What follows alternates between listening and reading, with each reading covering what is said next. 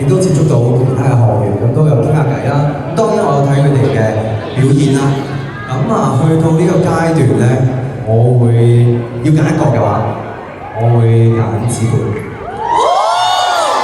因為我覺得最緊要嗰樣嘢就係佢有嗰個聲，係啊，佢有齊晒咗一個聲要有嘅 package。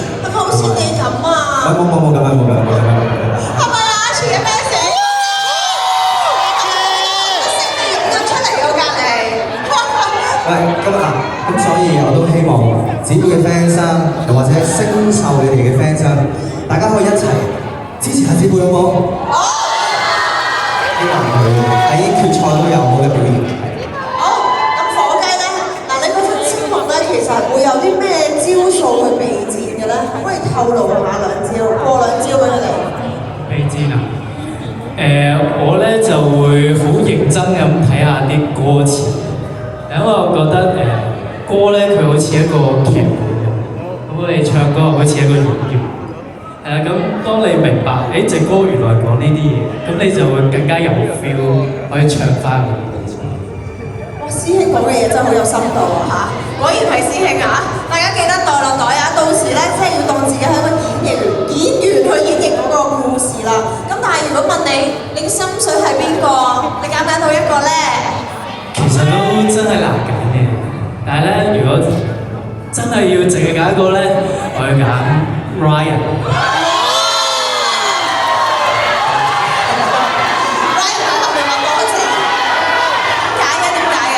因為我覺得佢曲風好多變啊，即係佢抒情歌又得啦，跟住之後講緊唱伸縮自如的愛，佢又真係好伸縮自如。咁我覺得比賽最緊要係你可以俾更多嘅嘢俾人，咁佢嘅優勢就會更加大。好啊 ，thank you 火雞。好，跟住到 Venus 啦。咁你嘅心水又係邊個咧？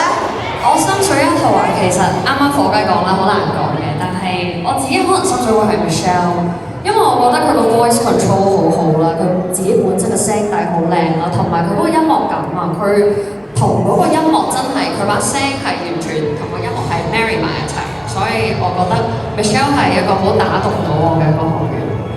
咁其實我知道啱啱 Venus 同埋 Archie 都喺內地有一個一齊嘅音樂會啦。咁其實我又想知你哋平時如果係音樂會前有啲咩準備去 prep 到自己去一個最好嘅狀態啊？可唔可以 share 下俾我哋嘅學員咧？我知道 Archie 食好多雞胸咯，其實我哋兩個都係啦，大家一齊努力地咁減肥 keep fit 啦，係咪？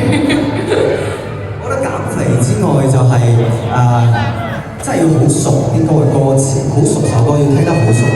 因為咧我知道決賽咧，大家應該要唱多過一首歌嘅有機會，咁所以要 prepare 咁短時間之內 prepare 多過一首歌，咁演唱會就更神啦，係10幾首歌、20幾首歌，咁好多時候可能未必會去到滾瓜爛熟，即係可能由最邊一句唱翻去最頭都得嘅。咁呢個狀態底下其實有少少危險嘅，因為咧上到台之後可能會有啲唔知咩突發嘅事情啦，又或者可能唔知啊好緊張忘詞，又或者唔記得咗下句唱咩都有機會，所以最緊要就係好熟歌詞旋律聽到好熟，變咗做自己嘅歌。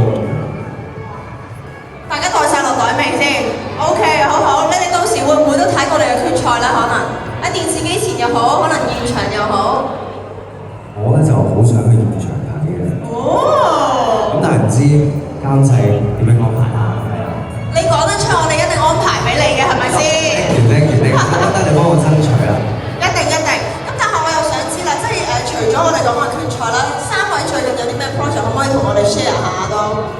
啱啱同港台電視拍咗一個抗戰勝利微短劇啦，80週年嘅，咁就希望大家可以喺網上睇翻又好啦，咁同埋希望嚟緊可以同 Archie 開更多嘅音樂會。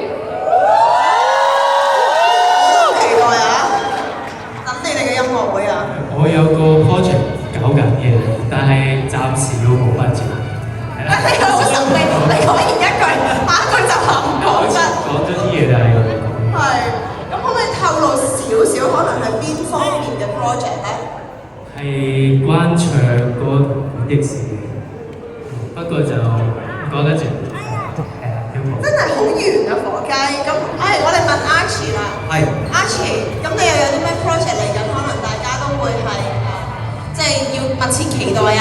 嚟緊咧就兩大件事啦。咁啊，第一件事就係、自己嘅音樂會就有籌備工作當中啦。咁啊，除咗 Venus 之外咧，咁亦都有 potential， 咁你可能會有啲另外嘅 partner 一齊開演唱會都有機會。哇！你知住呢個第一件事啦。第二件事咧就係、我相信我唔知講唔講得添嘅呢個就冇所謂啦，只可以喺我手上。可以咁嘅咩？就係個樣好似我哋要準備台慶嘅一個 item， 咁就唔單止我嘅，仲有身後嘅每一位星秀學員，好似咁大家記得到時要留意啦。喺台慶啊 ，yes， 11月19號。好 ，thank you 晒三位。嗱，咁不如我哋傾住咁多先啦，因為咧我啱啱已經有呢一個嘅投票結果啦。嗱，喺我公佈現場觀眾最撐學員之前咧，咁其實咧我哋今日仲有另一個獎嘅，就係叫做學員互選星秀冠軍啊！換言之咧，即係其實係啲星秀學員咧，佢哋互相去投選㗎。咁究竟喺呢8強入面，究竟喺大家心目中邊個係星秀冠軍咧？佢就係火雞，交俾你去宣佈。係咪好有驚喜咧？交俾火雞宣佈 Venus 俾我哋頒獎啦！講嘅睇嘅係我哋參與啦。學員互選星秀冠軍得獎者係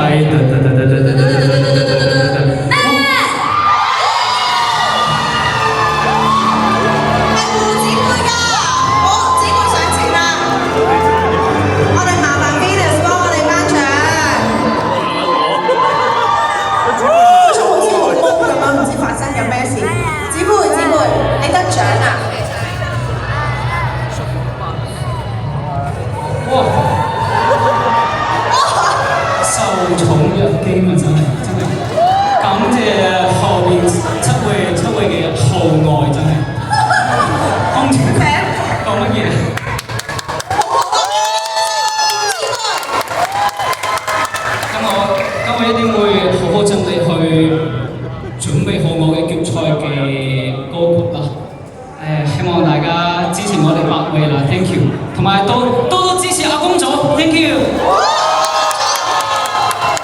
恭喜姊妹，我哋影張相先。